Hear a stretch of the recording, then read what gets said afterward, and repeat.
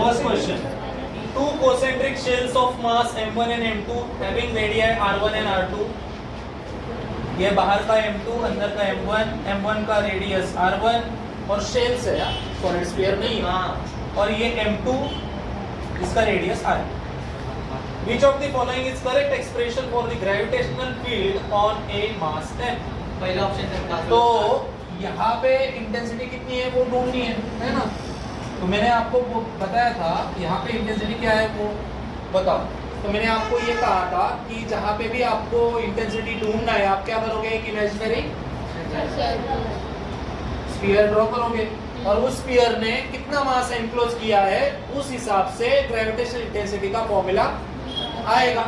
तो मुझे बताओ m1 इस स्फीयर ने, इमेजिनरी स्फीयर ने क्या m1 और m2 को एनक्लोज किया है? तो ये ऑप्शन नहीं हो सकता, ये भी ऑप्शन नहीं हो सकता, तो बचा सी और डी। अब इस स्फीयर ने कौन सा मास एनक्लोज किया है? बचा कौन? डी। ये भी नहीं। सॉल्व करने की जरूरत ठीक है। यहाँ पे uniform ring of mass m, तो चलो एक रिंग ड्रॉ करते हैं, इसका मास m ठीक है, is lying at A distance 1.73 a from the center of a sphere of mass capital M just over the sphere ठीक है।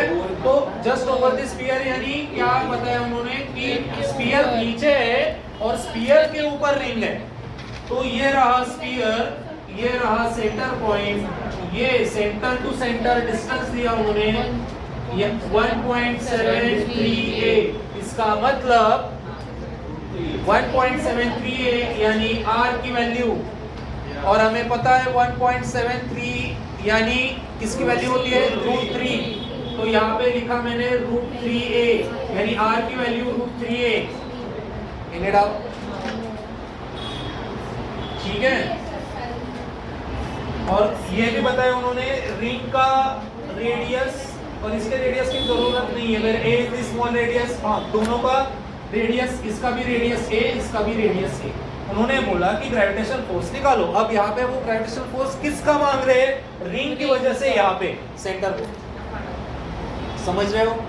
तो हमें ग्रेविटेशनल फोर्स निकालने के लिए हमें ग्रेविटेशनल इंटेंसिटी का फॉर्मूला यूज करना होगा, क्योंकि वही हमें पता है रिंग के बारे में।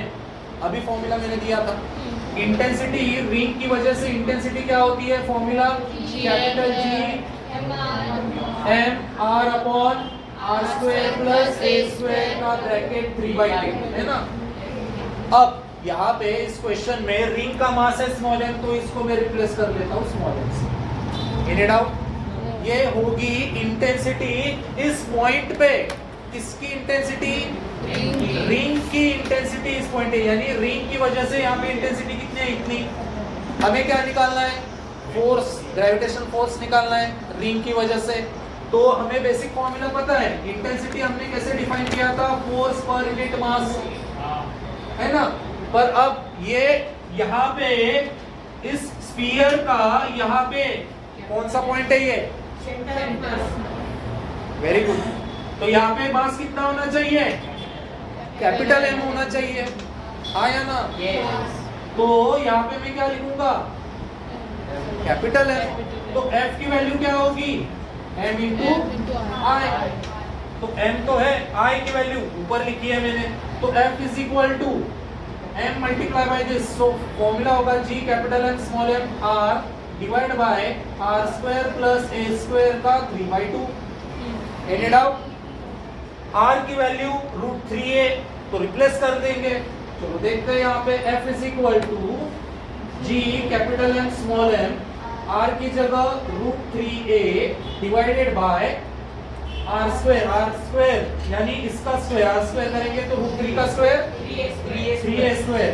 तो यहाँ पे होगा 3a square plus a square bracket के बाहर 3/2। इसका आंसर हुआ G capital M small m √3a divide bye 3a square plus a square 4a square का ब्रैकेट 3/2।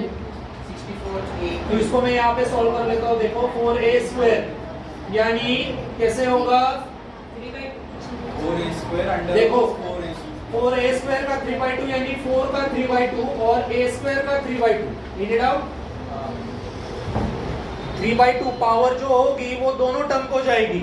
ये जो पावर है वो 4, ये जो पावर है वो 4 को भी जाएगी और a स्क्वायर को भी जाएगी। तो 4 को दे दिया 3/2, a स्क्वायर को भी दे दिया 3/2, तो ये 2 कैंसल। आंसर क्या बचा अभी यहाँ पे 4 रेज़ टू 3/2। इसका मतलब क्या हुआ 3/2 मैंने पहले ही बताया स्क्वायर रूट का क्यूब।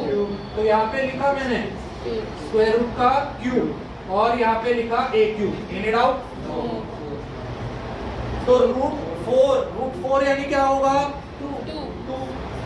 2 का क्यूब और यहाँ पे लिखेंगे a क्यूब। तो बेसिकली इसका आंसर क्या मिला मुझे g capital M small m root 3a divide by इसका आंसर क्या मिला 2 क्यूब का आंसर 8a क्यूब आ गया 8a क्यूब और ये a इस क्यूब के साथ जाएगा तो स्क्वायर बचेगा। आंसर आएगा root 3 g capital M small m a।